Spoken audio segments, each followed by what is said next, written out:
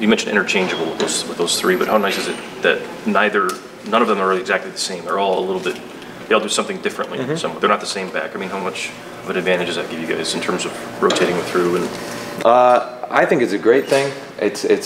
They're all different. They have unique skill sets.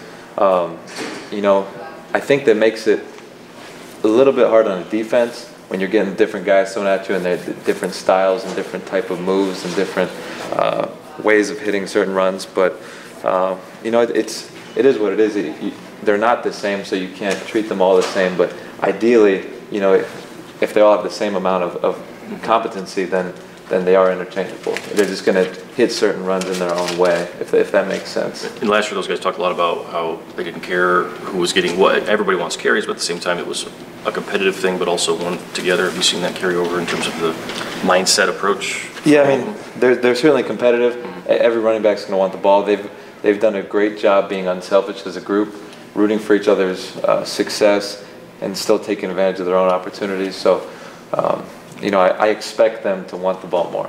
That's as a coach, you're just going to assume that everyone's going to have a healthy discontent with their role because they think that they're the guy.